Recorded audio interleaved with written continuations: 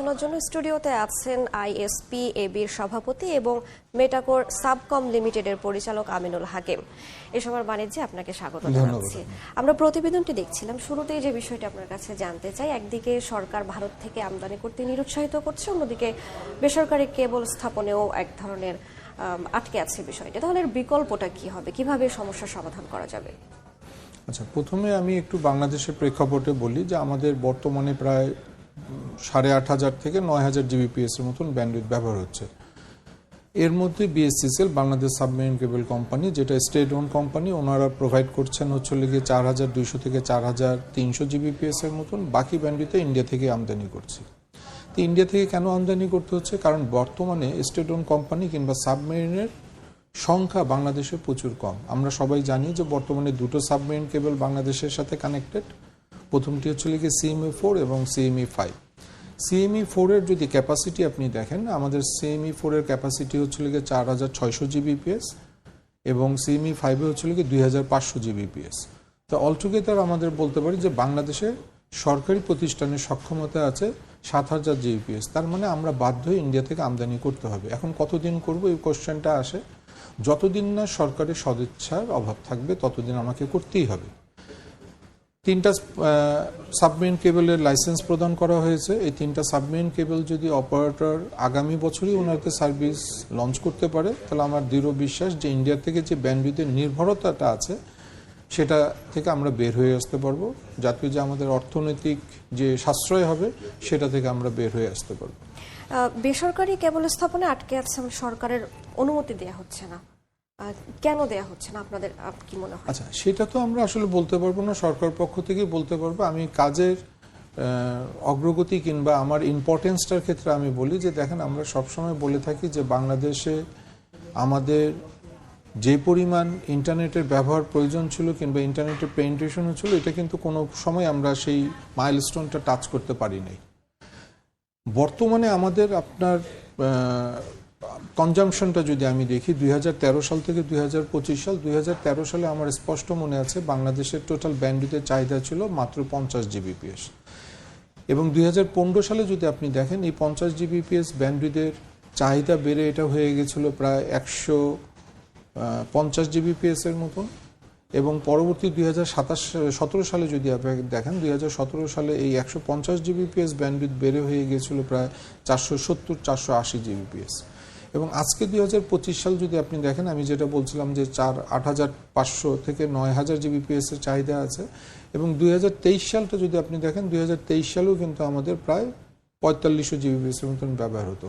আমি যেটা বোঝাতে চাচ্ছি যে আপনি এই যে আমি বিভিন্ন বছরে বিভিন্ন ব্যান্ডউইথের ব্যবহারটা হচ্ছে, আপনি খেয়াল করলে দেখবেন যে প্রতি 2 বছর অন্তর অন্তর বাংলাদেশের ব্যান্ডউইথের চাহিদা কিন্তু বেড়ে যাচ্ছে এবং এটা দ্বিগুণ হচ্ছে। আপনি ইন্টারন্যাশনাল ট্রেন্ডটাও যদি ফলো করেন, ইন্টারন্যাশনাল ট্রেন্ড ফলো করলেও দেখা যায় যে পুরো বিশ্বে প্রতি 2 বছর অন্তর অন্তর ব্যান্ডউইথের চাহিদা স্রেফ একবারে ডাবল হয়ে যাচ্ছে। আচ্ছা, বাংলাদেশের জন্য এটা আরও চ্যালেঞ্জিং কিংবা আরও হুমকি কি জন্য আমি আরেকটু উল্লেখ করতে চাই। দেখেন, আমাদের এখানে কতগুলি ফ্যাক্টর।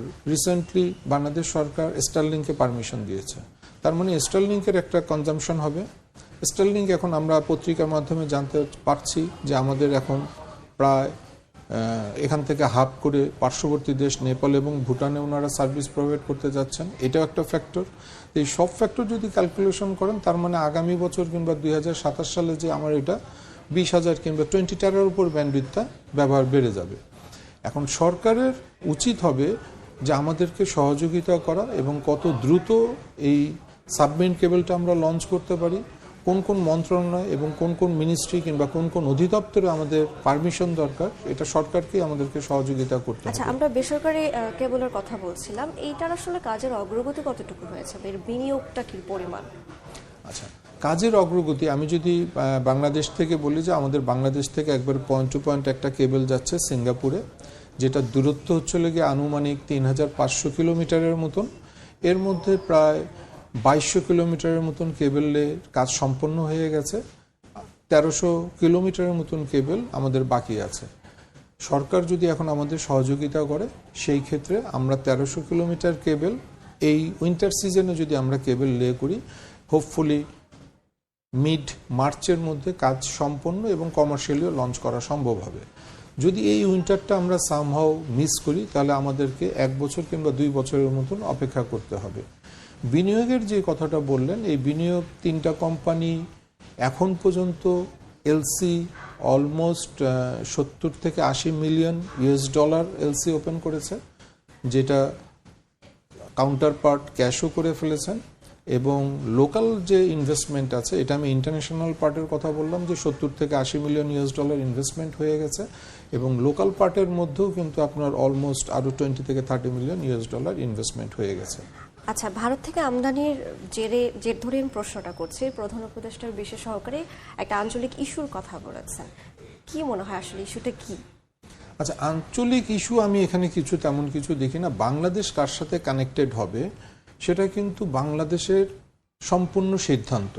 বাংলাদেশ সিঙ্গাপুরের সাথে একটা পয়েন্ট টু পয়েন্ট কেবল লে করছে, এখানে আঞ্চলিক ইস্যুর কোনো আসলে আমি কোনো ব্যাপার দেখি না প্রথমত। এবং দ্বিতীয়ত হচ্ছে গিয়ে ইন্টারন্যাশনালি এখন যেভাবে রাজনীতিগুলি চলছে, কোনো দেশ চাবে না যে বাংলাদেশ উন্নত হোক। এখন তাদের সাথে তাল মিলিয়ে যদি আমাদের নীতি নির্ধারক কিংবা পলিসি মেকাররা যদি বলে যে আঞ্চলিক ইস্যু আছে, না এটা করা যাবে না, তার মানে হচ্ছে আমি আমার সার্বভৌমত্বকে রক্ষা করছি না, আমি বাইরের থার্ড পার্টি একটা কান্ট্রির ইচ্ছাকে প্রাধান্য দেওয়ার চেষ্টা করছি। আঞ্চলিক কোনো ইস্যু নিয়ে এখানে কোনো আমি তেমন কিছুই দেখি না। আচ্ছা, সার্বিক পরিস্থিতি মোকাবেলায় সরকারের প্রতি আপনাদের আসলে পরামর্শটা কি থাকবে? আচ্ছা, এখন দেখেন আমাদের বাংলাদেশে এই সংবেদনশীল সময়ের মধ্যে প্রধান উপদেষ্টার যে টিম কাজ করছে দেশকে স্থিতিশীল রাখার জন্য, সেজন্য আমি প্রথমেই ওনাদেরকে আন্তরিকভাবে ধন্যবাদ দিচ্ছি। ওনারা যে দায়িত্ব পালন করছে কিংবা ওনারা যে মেধা শ্রম সময় দিচ্ছেন, এজন্য ওনারা ধন্যবাদ পাওয়ার যোগ্য। কিন্তু বাংলাদেশকে শুধুমাত্র এখন পরিচর্যা করলেই হবে না, কিন্তু আগামী দিনের বাংলাদেশকে প্রস্তুতি নেওয়ার জন্য কিন্তু এটাই এখন হচ্ছে রাইট টাইম। বাংলাদেশের ইতিহাস যদি তৈরি করতে চান, বাংলাদেশকে এখনই ইতিহাস তৈরি করতে হবে। সাবমেরিন কেবলে বাংলাদেশ কানেক্ট হওয়া মানে শুধুমাত্র এটা না যে আমরা সুপার হাইওয়েতে কানেক্ট হচ্ছি, এটার মানে এটা না যে আমার ইন্টারনেট স্পিড বেড়ে যাচ্ছে।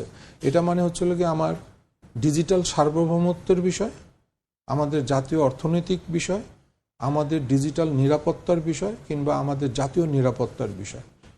আপনি অন্যান্য দেশের সাথে যদি কম্পেয়ার করেন, পাকিস্তানে এখন 10 টেরাবিট ব্যান্ডউইথের চাহিদা আছে, পাকিস্তান 10টা সাবমেরিন কেবলের সাথে কানেক্টেড।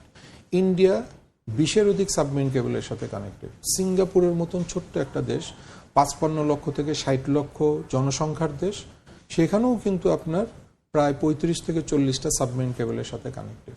তার ফলশ্রুতিতে কি হয়েছে, সিঙ্গাপুর, ইন্ডিয়া ওনারা ডেটা সেন্টারের হাবে পরিণত হয়েছে। আর আজকে আপনি যেটা বললেন, বাংলাদেশ হয়েছে গিয়ে ব্যান্ডউইথ আমদানির নির্ভর একটা দেশ।